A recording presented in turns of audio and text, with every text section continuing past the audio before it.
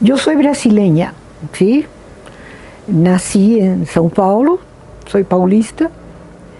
Este, mm, Mis padres ambos eran egresados de la Facultad de Filosofía, Ciencias y Letras de São Paulo, en una época muy importante, eh, la guerra, en donde había una cantidad de profesores europeos exiliados, gente muy importante, pero mi padre fue convocado después que salió de la facultad, un tiempo después, para formar parte del servicio no diplomático, de un servicio de intercambio internacional. En ese momento el Paraguay fundaba la Universidad de la República. Y mi padre fue de los profesores invitados para formar el área de literatura. Fue en esa época que el doctor Sea formó un grupo de académicos de América Latina, como José Rubén Romero, como Cruz Costa, como Miro Quesada, que ya inclinaban la balanza para entender a América Latina como una unidad de identidad propia, cultural, ¿sí? Y por lo tanto fueron el grupo inicial de la filosofía de lo latinoamericano. Yo, en realidad, mi padre siguió en este tipo de trabajo. En realidad después fue absorbido por el Ministerio de Relaciones Exteriores. Yo me crié en el Uruguay, a quien le debo, creo que la parte fundamental de mi formación. Del Uruguay, del 1950 y tantos. Mi padre fue invitado para ocupar la Consejería Cultural de la Embajada aquí en México. En esa época yo vine con mi padre, yo ya tenía 18 años, vine con mi padre porque mi intención era estudiar literatura latinoamericana, literatura hispanoamericana. Uno no hablaba entonces de latinoamericana. Y entonces interrumpí mi preparación para la Universidad de São Paulo y me vine a México, mi padre. Entonces, sí, ya había ahí marcado una vocación muy fuerte para mí. Yo fui alumna de Ángel Rama, de Emil Rodríguez Monegal, y eso no es cualquier cosa. Llegué a México, eran papás con bibliografía los míos, entonces llegamos con un montón de libros que iba desde Pedro Páramo sí, Martín Luis Guzmán y no sé qué, letras siempre, pero no es cierto, estaba también el libro del doctor Jesús Silva Herzog, de historia breve, ¿no? De la Revolución Mexicana, películas, sí, canciones, pero sí, recuerdo que leí el libro de León Portilla, sí, es decir, llegamos con la obligación de tener leído ya todo ese bonche de libros que nos pasábamos los cuatro. Y entonces, y realmente México, para alguien que viene del sur, del centro sur de Brasil y de una educación en el Río de la Plata, y sí, México es un deslumbramiento. Para mí fue un deslumbramiento. 65. Y entré a la facultad y entonces tenía un grupo de profesores absolutamente formidables, muchos de la República Española, ¿no? Ríos, Souto, José Luis González, que era puertorriqueño y era un excelente profesor de literatura hispanoamericana y escritor. Bueno, de estos filólogos mexicanos tan buenos como probablemente ni recuerden el nombre, porque además era de la carrera de letras, Rojas Garcidueñas, que me enseñó iniciación a las investigaciones literarias. Y bueno, ahí hice la licenciatura, hice parte de la maestría. Entré a dar clases a hispánicas cuando José Luis González, que era mi maestro, era secretario académico o algo así en la facultad. Y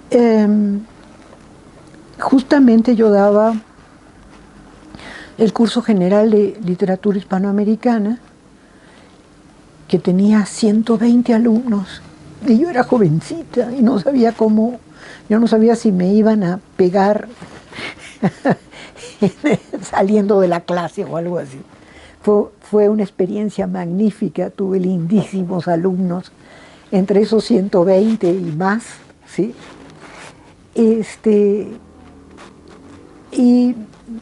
Y además un curso de literatura brasileña. Era un seminario de licenciatura de literatura brasileña. Bueno, ese fue mi inicio y de ahí pues seguí adelante, ¿verdad?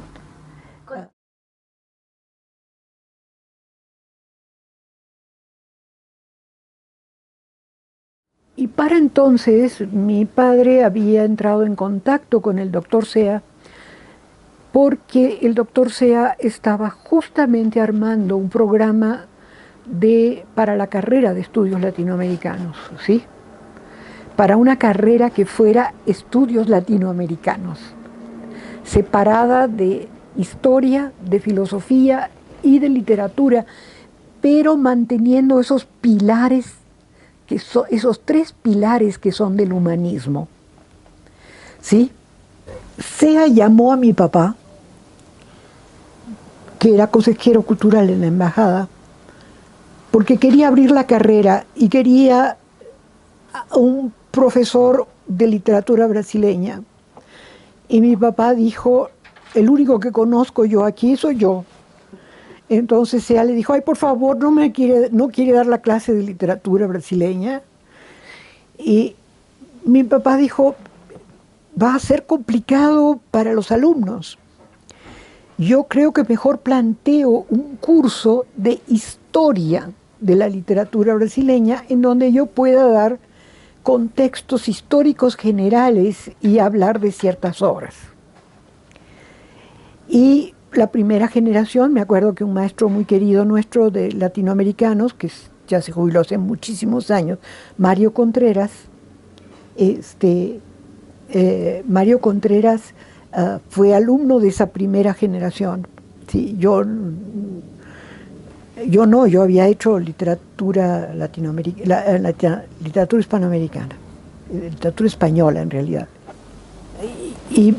Y bueno, cuando él se fue, le dijo, ¿y ahora qué hago? Le dijo, mire, mi hija sabe muchísima literatura brasileña y está recibida, formada y todo. Y Mario Contreras sabe mucho de historia porque lo mandé a Brasil, se fue a Brasil, estudió en Brasil, regresó. Y entonces Mario se hizo de la cátedra de historia y yo de la de literatura. ¿Sí? Pasaron los años, ya muy adelantados nosotros en la docencia, en la época de Juliana González, nosotros nos dieron la oportunidad por un acuerdo que hubo entre el rector Carpizo y el gobierno brasileño de fundar una cátedra que se llamó la Guimarães Rosa. Ella fue la primera cátedra si no me equivoco. Y los coordinadores de esa cátedra éramos Mario Contreras, Horacio Costa, que dio muchos años clase aquí. Mario se jubiló y se fue, y entonces entró Ignacio Díaz Ruiz.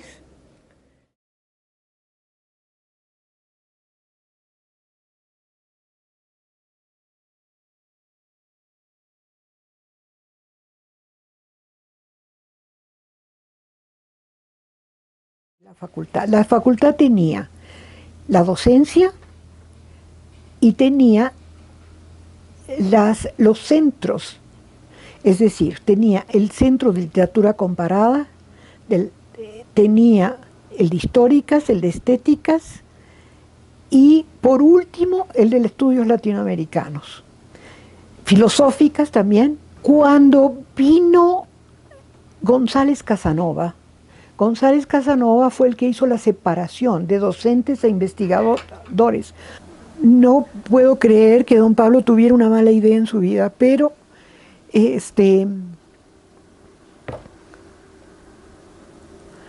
caray, es muy complicado eso de juntar investigadores. Debería, inclusive se acabó con la figura del investigador docente. Esos centros se transforman en institutos y las carreras siguen en la facultad porque eran colegios. El único que no era colegio era latinoamericanos, y al doctor Seas había que retorcerle la mano para que admitiera que se le salía, que iban a acabar con el centro que estaba ahí, que le darían un centro en otro lado, pero que el colegio iba a ser de la facultad.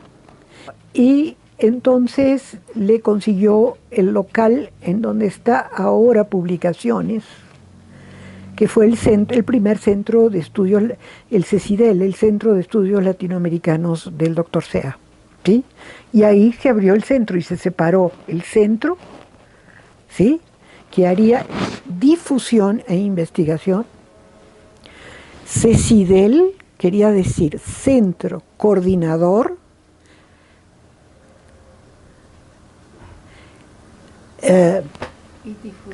y difusor de estudios latinoamericanos y del Caribe. Después le agregaron. El problema del difusor era tremendo, porque ahí había otro proyecto muy importante de SEA, que él no quería perder, que era el de hacer las asociaciones internacionales de estudios latinoamericanos, que fue muy importante. Y francamente, yo creo que después que él murió, o antes de que él hubiera muerto, se perdieron. ¿Sí? Se perdió, no sé si alguien tenga interés en recuperarla.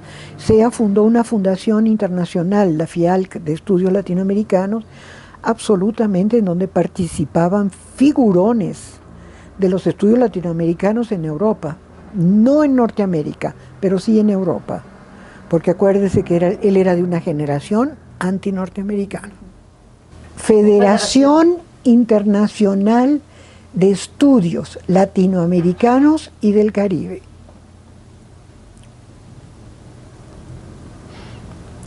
Después que fundó la FIALC, fundó la SOLAR. La SOLAR la fundó junto con Darcy Ribeiro, que era la Asociación de Estudios Latinoamericanos, Asociación Latinoamericana de Estudios Latinoamericanos y el Caribe. El nombre lo hizo, como no nos quedaba bien la sigla, Darcy Ribeiro inventó lo de SOLAR. Eso se acabó inclusive antes que la FIALC, porque la FIALC tenía el interés de los propios socios extranjeros, ¿sí?, de mantenerla. Sobre todo socios más poderosos como los franceses, ¿sí?, los italianos, hasta los griegos, los de los de Europa del Norte, ¿sí? Hasta los rusos.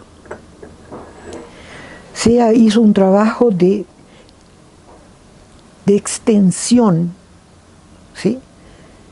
Que era muy importante y que la facultad, creo yo, la universidad no tenía la estructura ni el interés para mantener, ¿sí? Era un tránsito de celebridades enorme, ¿sí?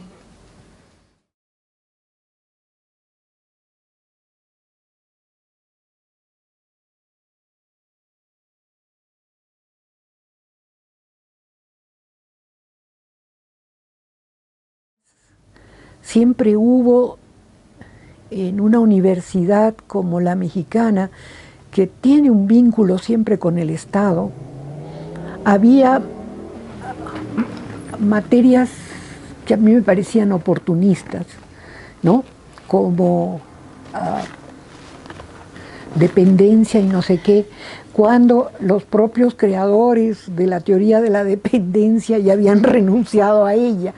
Pero ese fue un problema en el enfoque social que tenía que tener la carrera.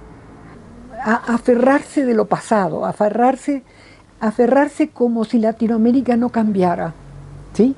Aferrarse de no ver las cosas en otro contexto, en donde antes de la globalización había una inmersión en la cultura general, ¿sí? Mientras se descubría no solo la latinoamericana, sino las otras, la japonesa y la hindú y yo qué sé.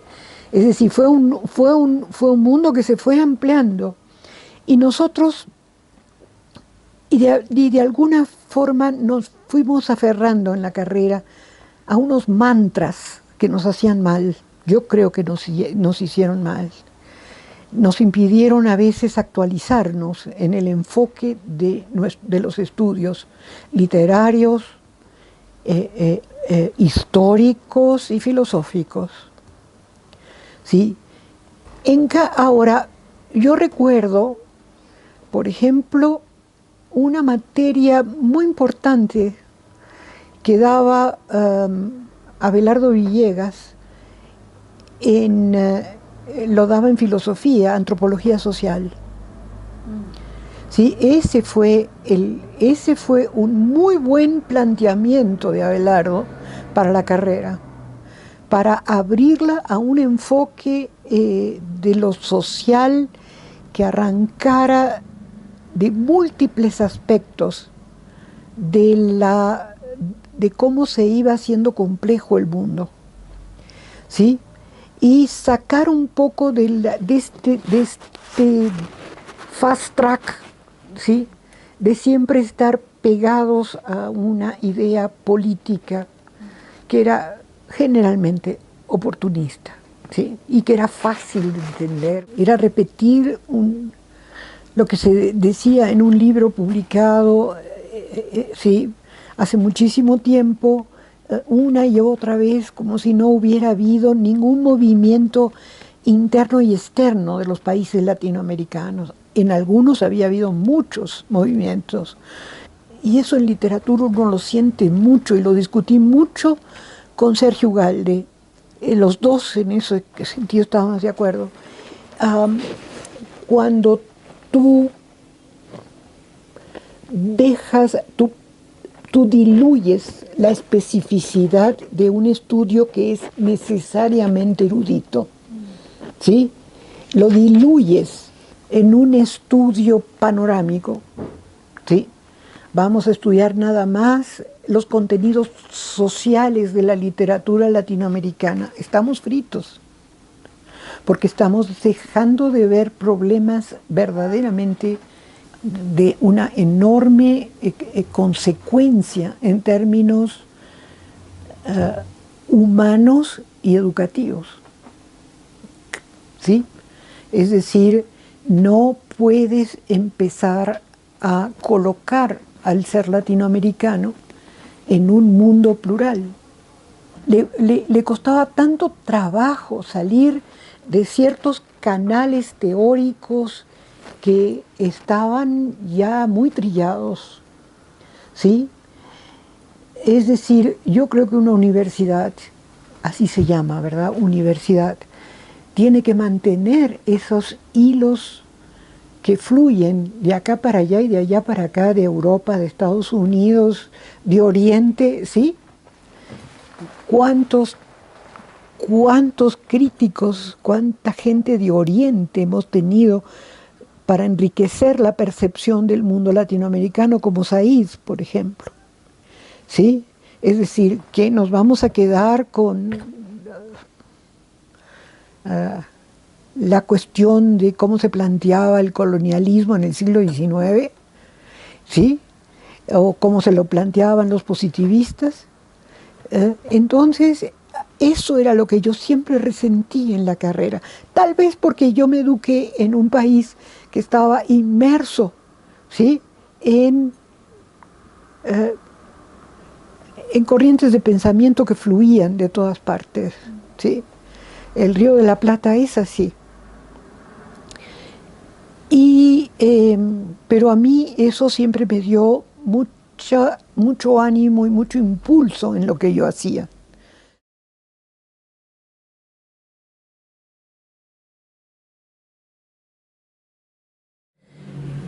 Toda mi vida docente fue en estudios latinoamericanos, fue cruzada por la interdisciplina.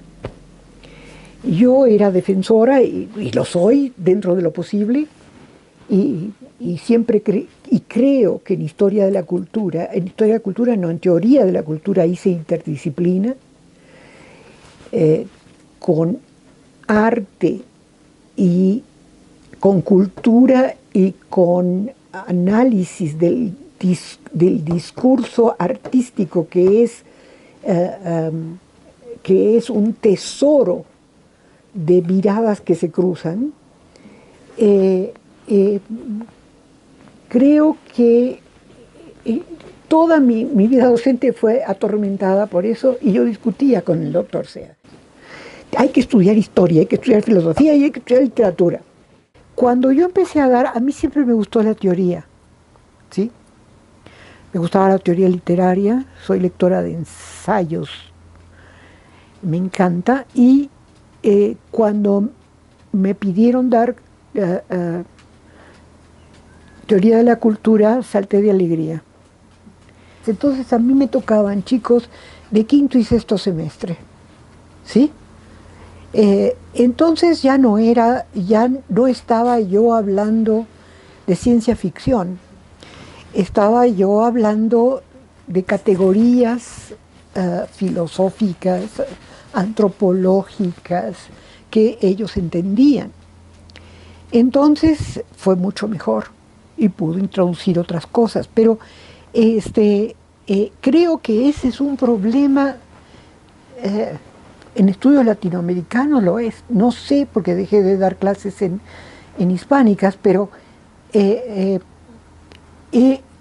estudios latinoamericanos, que es de lo que tenemos que hablar, es muy complejo eso de recibir alumnos que no tienen el umbral suficiente de conocimientos o no tienen el oído ya adiestrado para asuntos más complejos, que no son descriptivos. Yo pienso que en muchas carreras universitarias eso es así. Son descriptivos los conocimientos y son carreras que te adiestran. Pero yo creo que en humanidades tienes que aprender a pensar, tienes que manejar cuestiones teóricas, y eso no es descriptivo. Y yo también me ponía a reflexionar en torno a cómo es que hay puentes comunicativos entre la literatura y las demás disciplinas. ¿Cuáles son con las que probablemente hay una vinculación más cercana, tanto por cuestiones temáticas, pero también en el sentido pedagógico de enlazar la literatura con la filosofía, las ciencias sociales y la historia? Creo que evidentemente lo más obvio sería sería relacionar filosofía y literatura.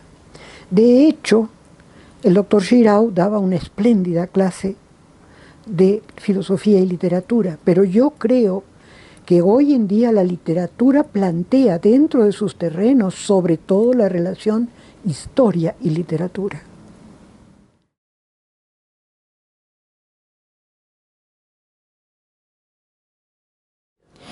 El primer cambio fue el de norma, después del plan fundador del doctor Sea, el de Norma de los Ríos, Françoise Pérouse, Ana Carolina Ibarra, fueron las tres que trabajaron mucho en ese plan.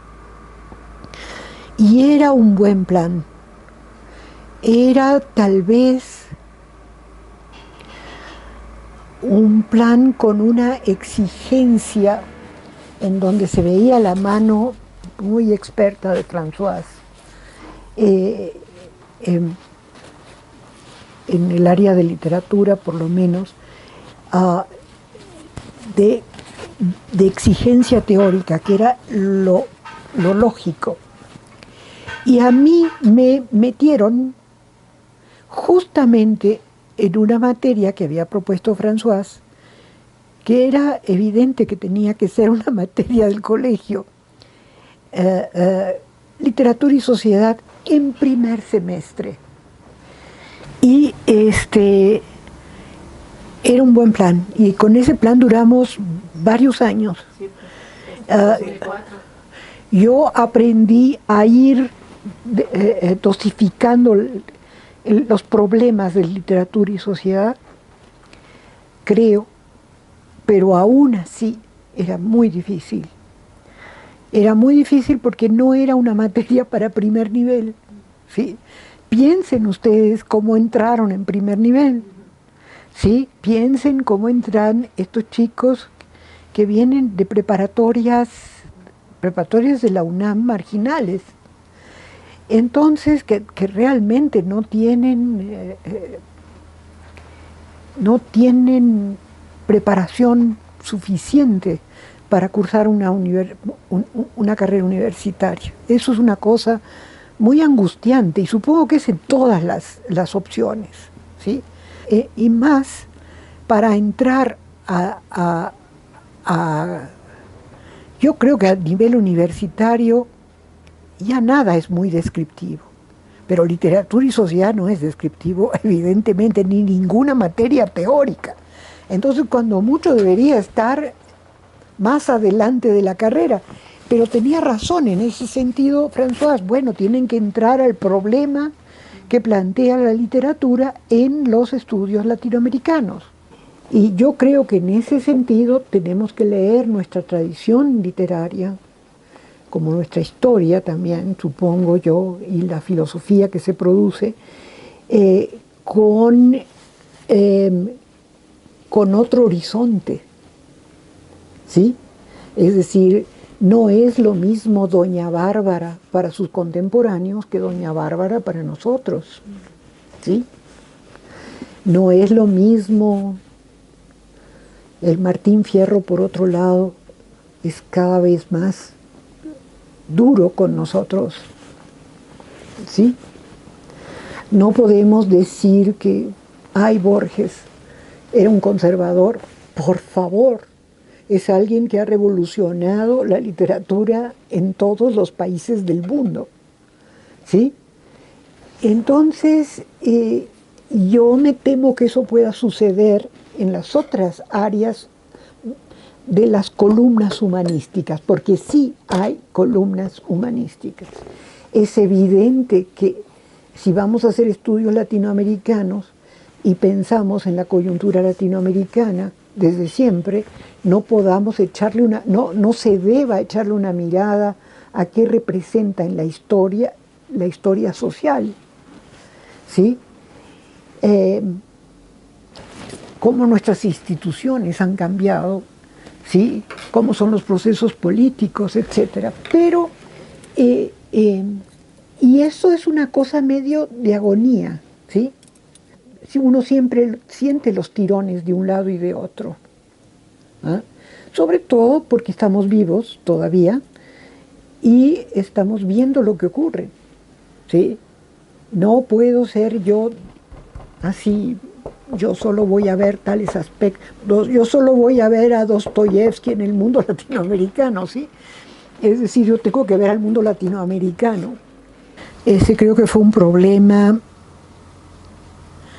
muy grave. Desde un principio los profesores de literatura de latinoamericanos éramos siempre menos, éramos escasísimos. Y un buen día se fue Jorge Ruedas, se fue Ignacio, me fui yo porque todos nos fuimos al posgrado. Ignacio todavía daba una clase en hispánicas, pero ya no quiso dar en latinoamericanos. Nos quedamos pocos, se quedaron pocos e inexperientes. Y el problema fue que sobre eso avanzaron aquellas materias que yo tal vez injustamente llame de oportunistas o de coyuntura, ¿sí? Es decir, las materias en donde se abandonaba la parte,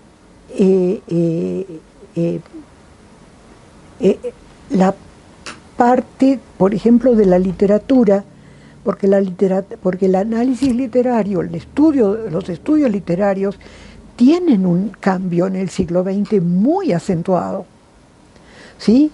Y entonces, claro, perdió presencia la literatura, por ejemplo, no sé si es el caso de la historiografía o de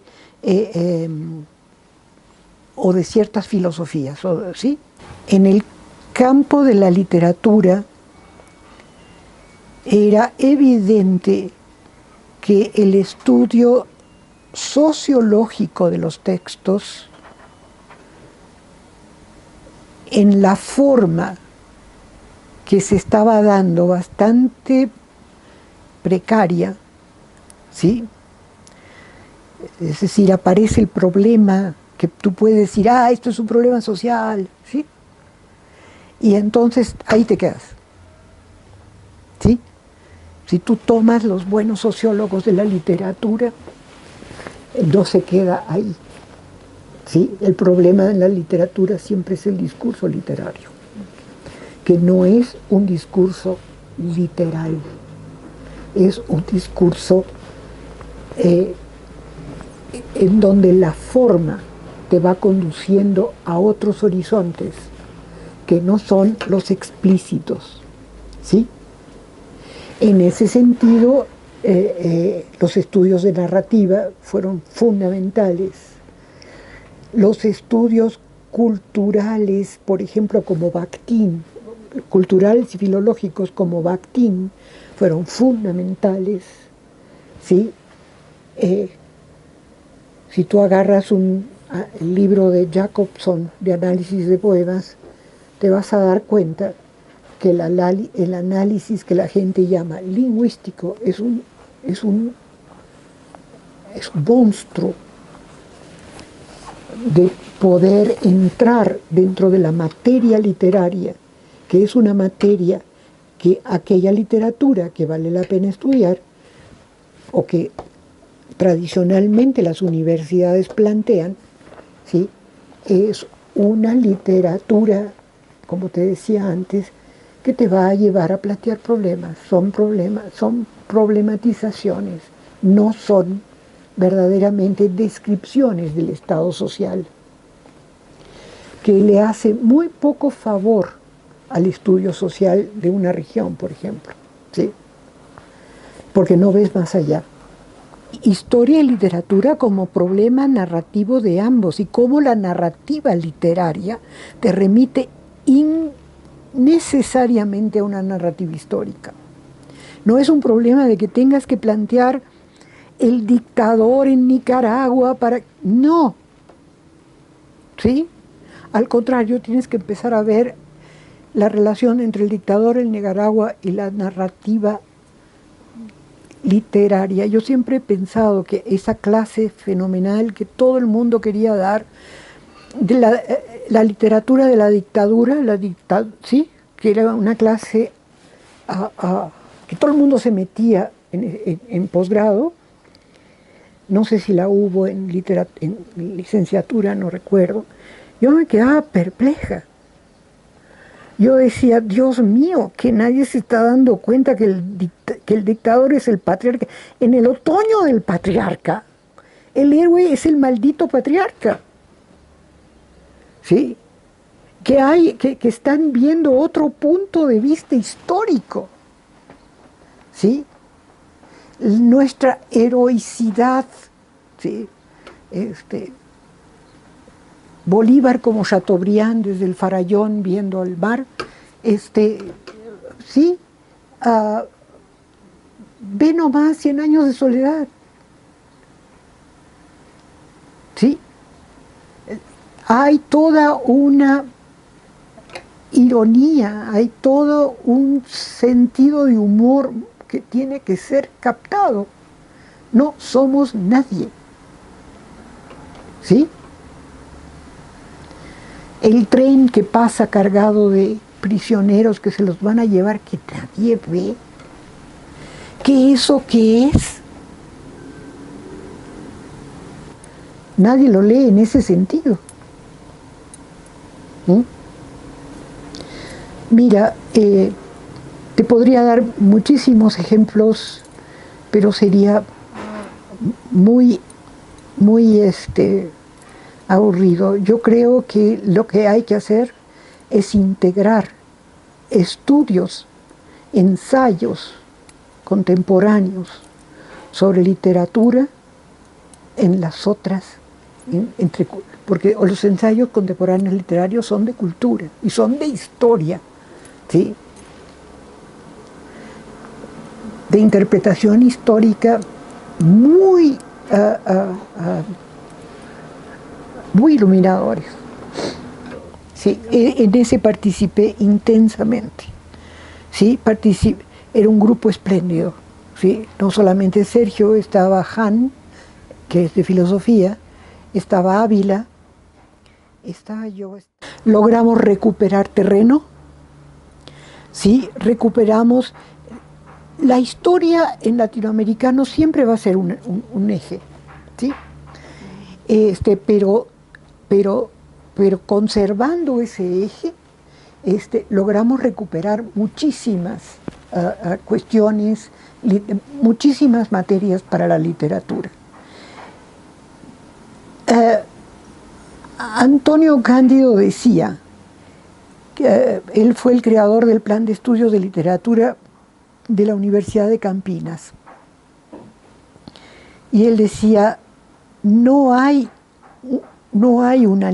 una literatura, hay muchísimas. Y todas ellas se deben estudiar a partir de la teoría.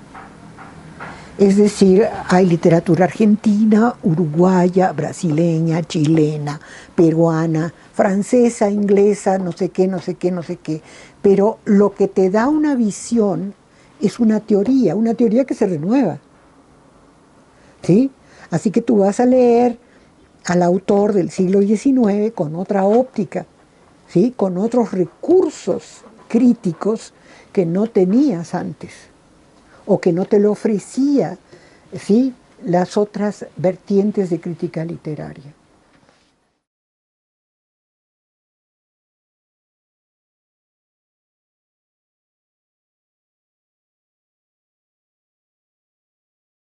El ensayo literario, ¿sí? Si no sabes leer en ese sentido, si no fuiste adiestrada para leer un texto literario y saber que hay algo más que la descripción, que lo literal, ¿cómo vas a empezar a saberlo? Tienes que entrenar al alumno, tienes que leer no los ensayos aburridísimos que creamos en este país. El día que yo les di a los alumnos de licenciatura La jaula de la melancolía, se armó una revolución en la clase. ¿Sí? Nos dijeron que nosotros festejábamos a la muerte. Ya ve cómo nos engañan, maestra. ¿Sí? Empiecen por leer ensayo literario. Y ensayo que ataque el secreto de la narrativa, es decir, que ataque el artificio narrativo, ¿sí? Porque es ahí donde está el fondo.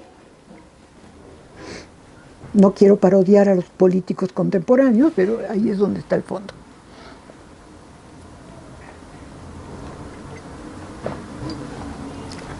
Okay. Los profesores de literatura probablemente seamos los más inconformes del mundo. Me acuerdo cuando Javier Torres me pidió que hiciera una de aquellas recepciones de alumnos, ¿te acuerdas que había? Y tú elígete un libro de la literatura brasileña, y entonces yo elegí este libro que se transformó en película, perdón la senilidad,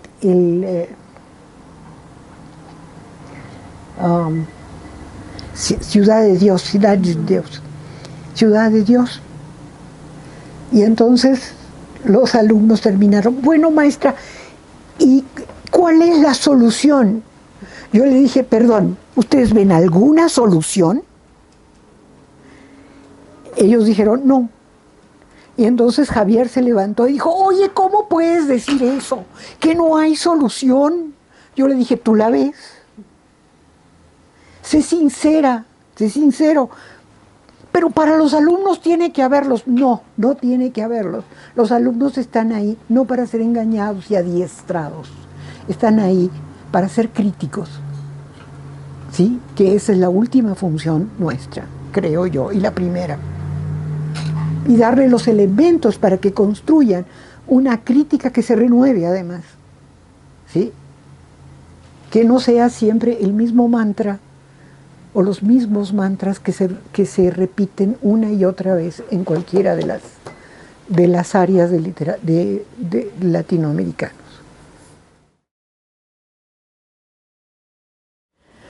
Primero, la educación. No tiene caso, son muy pocas las personas que llegan a la universidad mal preparadas y que tienen disponibilidad, tranquilidad psicológica para decir voy a leer todo lo que he debido leer, y mucho menos en esta época en donde la lectura empieza a desaparecer. Yo creo que con excepción de esos alumnos, o que ya vienen con una base de preparación, y una base de preparación es una buena escuela, ¿sí?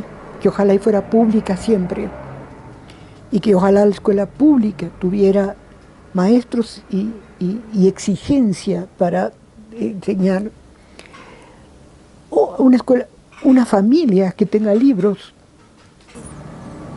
En fin, yo veo que ese es el primer problema que uno tiene que enfrentar cuando se dedica a ser profesor universitario.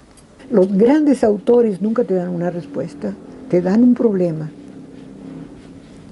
Y yo creo que eso tiene que seguir siendo así para las humanidades.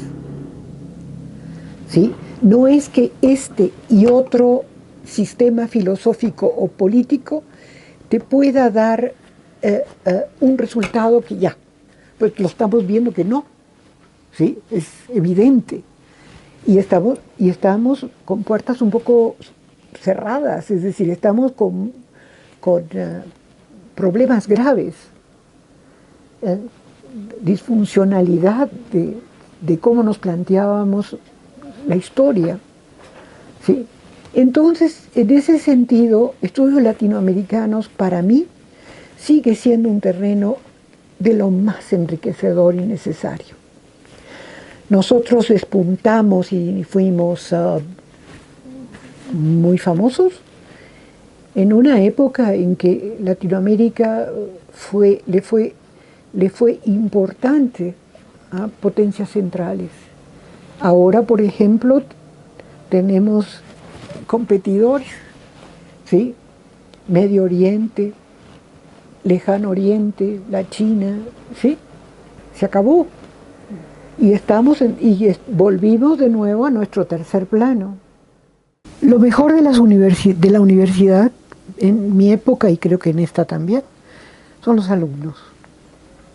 ¿Sí? El aprender a motivar al alumno a leer, el aprender al alumno saltar en la silla y decir, ya ve maestra cómo nos engañan, eso es formidable. ¿Sí?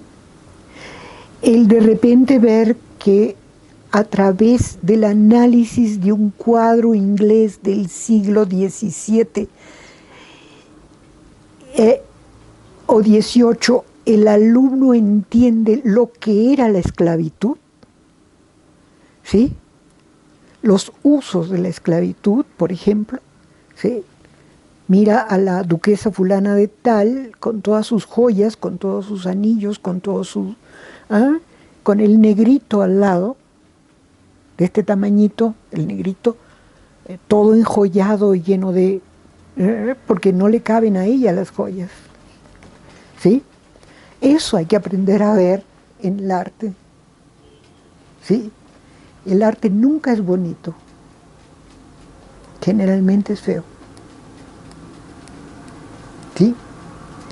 Entonces, todos esos conceptos, inclusive los de estética, los de belleza en estética, son importantes descortinarlos, desvendar, no sé si eso se dice en español, desvendar, ¿sí? Quitar la venda a los alumnos, eso es maravilloso.